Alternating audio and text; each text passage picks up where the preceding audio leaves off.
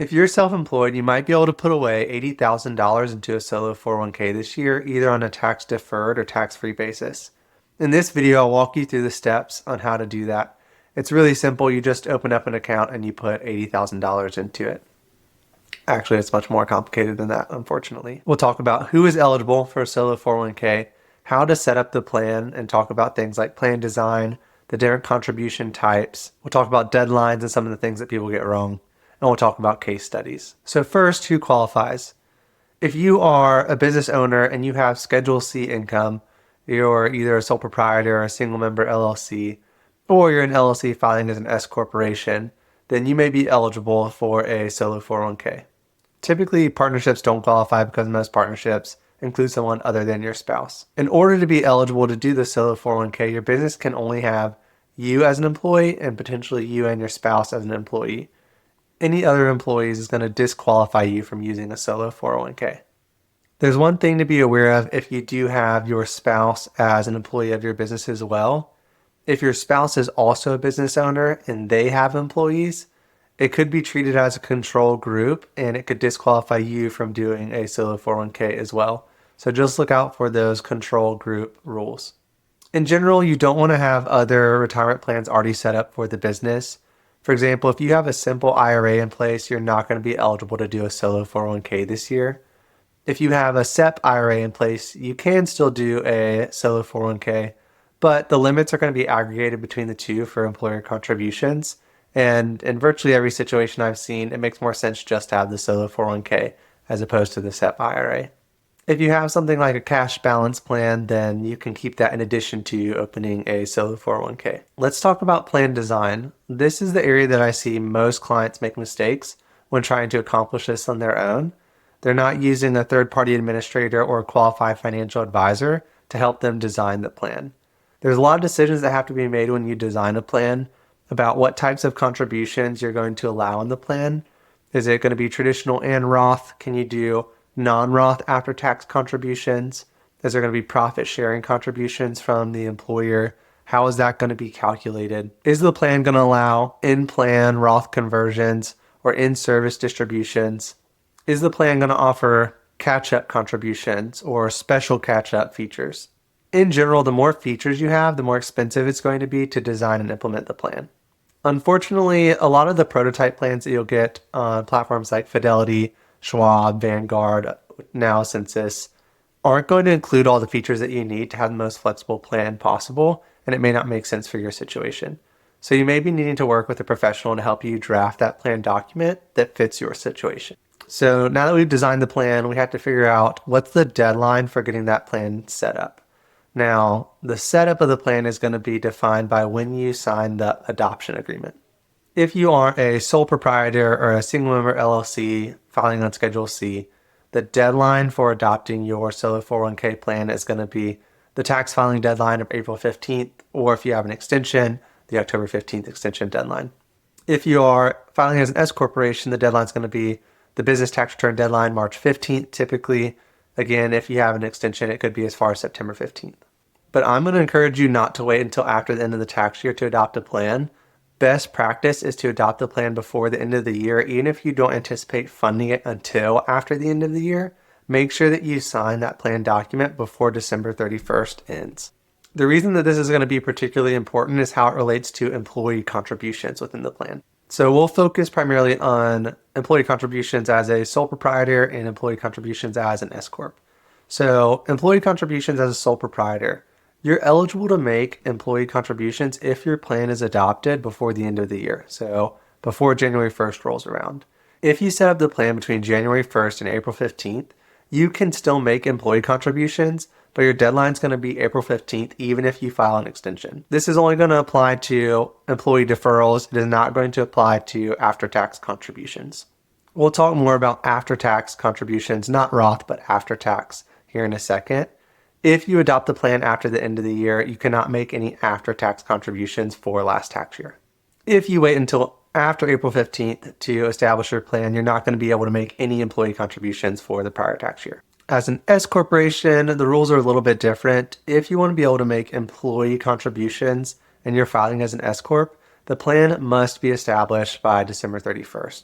The reason the plan must be established by December 31st is that the employee must make the election on their payroll that they are deferring dollars into the plan. So you can't wait until January or February to make an employee contribution because the W-2 has already been issued at that point. The employee contributions in an S corp have to be deposited as soon as administratively feasible, which is generally accepted to be within 7 days following the end of the year. Next, we'll talk about employer contributions. Again, if you're a business owner, you're eligible to make both the employee and the employer contributions to the solo 401k plan. The deadline for making employer contributions is going to be different, again, whether you are filing on Schedule C or if you're filing as an S corp. If you're filing on Schedule C, the deadline is going to be April 15th or October 15th if you filed a timely extension.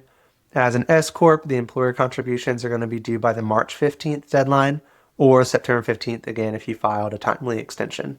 It's important that you understand these deadlines, and the big takeaway I want you to hear is make sure that you establish the plan before the end of the year, even if you don't know exactly how you're going to fund it yet. That's going to keep all of your options available for you. Next, let's talk through the types of contributions you can make to a solo 401k and their respective limits. The first type is going to be employee contributions, either traditional or Roth contributions to the solo 401k.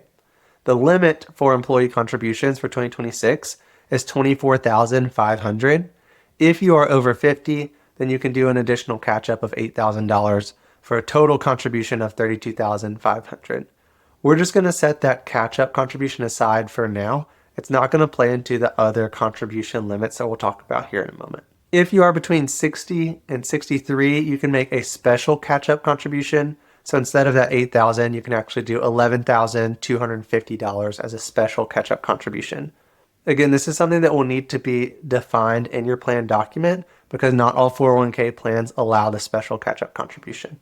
One additional note here is if you are an S corp and your wages last year were greater than $150,000, you actually have to make your catch-up contributions as Roth contributions. Next, we're going to talk about a different type of employee contribution called after-tax contributions. And one of the most common misconceptions that I hear from folks is conflating Roth contributions and after-tax contributions. They are not exactly the same thing. Yes, both of them are after-tax dollars that are going into your solo 401k, but the earnings on Roth dollars have a tax-free status as long as you obey the distribution rules, whereas the earnings on after-tax dollars are going to be subject to ordinary income. And so even though you're putting in after-tax dollars, whether you're making Roth or after-tax contributions, the earnings are treated very differently. So the limit on how much you can make in after-tax contributions to the solo 401k is going to be the lesser of your wages. You can't contribute more than your wages as after-tax contributions to the plan, or the 415C limit, which is going to be the total amount of additions that can be put into the solo 401k, including both the employer and employee contributions. For 2026, the 415C limit is going to be $72,000. So the most that you can put into a 401k is going to be $72,000 when you take into account both the employee and employer contributions. The way that you can put aside $80,000 is if you are over 50, you can do that additional $8,000 catch up. You may even be able to do more than $80,000 if you are between 60 and 63 and you're eligible for that special catch up contribution. Lastly, we're going to talk about employer contributions to the solo 401k. This is going to be limited by the amount of profit the business has. You can't make contributions to the solo 401k that will put your business in the negative. You have to have profit to fund employer contributions.